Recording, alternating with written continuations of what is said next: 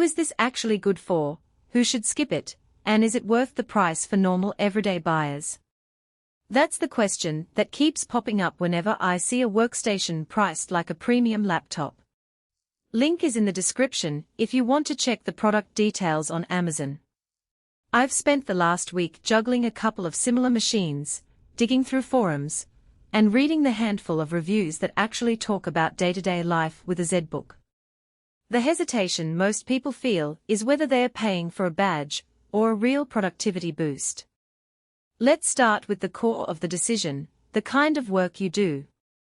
If you're an architect pulling Revit models, a video editor stitching 4K timelines, or a data scientist running several Jupyter notebooks and virtual machines at once, the ZBook Firefly G11 lands right in the sweet spot.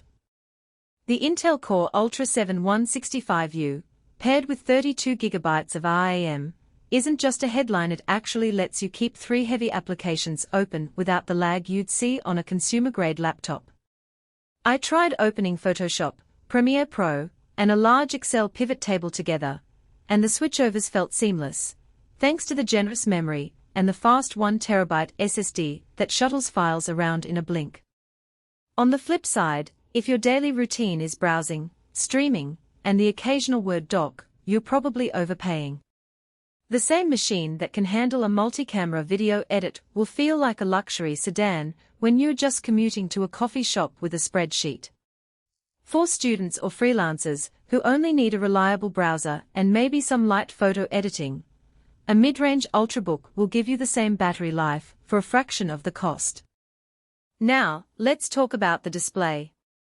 The 14-inch panel sits at 1920x1200, a step up from the typical 1080p laptop screen.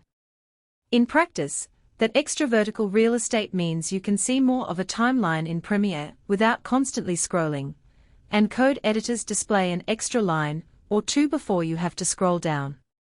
The colors aren't calibrated for professional photo work out of the box, but they are far from washed out, and the matte coating helps keep glare down when you're on a sunny train ride.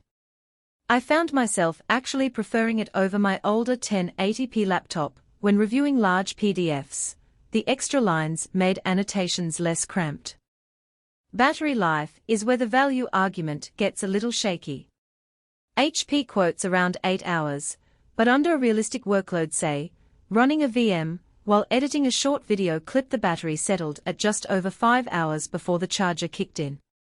If you're a field engineer who needs a full day of unplugged power, you'll probably want to carry an extra brick. For a typical office day, though, the charger is never far away, and the quick charge capability gets you back to 80% in under an hour, which is a decent safety net. One of the hidden trade-offs is the lack of a dedicated graphics card.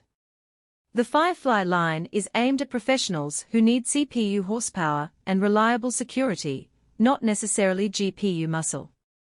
For most CAD work, the integrated GPU holds its own, but if you're rendering complex 3D scenes or using GPU-accelerated effects in video, you'll notice slower render times compared to a workstation with an RTX card. I ran a small 3D render test and the CPU handled the geometry, but the render took about 30% longer than on a similarly priced laptop with a modest dedicated GPU. Security and manageability are where the vPro badge shines.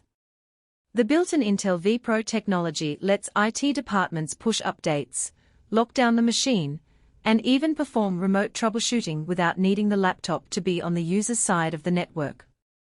For freelancers who work with clients that demand secure endpoints, that feature can be a silent deal-maker. I set up a remote BIOS password and a TPM chip, and the whole process was straightforward, something you rarely see on consumer laptops. Port selection is practical, not flashy. You get 2 Thunderbolt 4 ports, a full-size HDMI, a USB-C data port, and a microSD slot for quick media transfers. In my test setup, I hooked the laptop to an external 4K monitor via Thunderbolt and ran a dual-screen workflow without a hitch.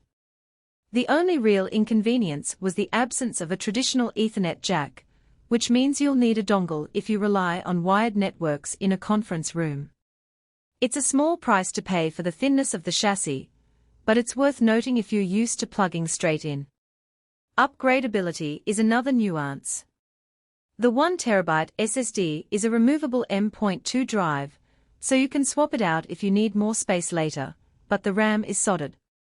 That makes the 32GB a hard ceiling. You won't be able to add more later.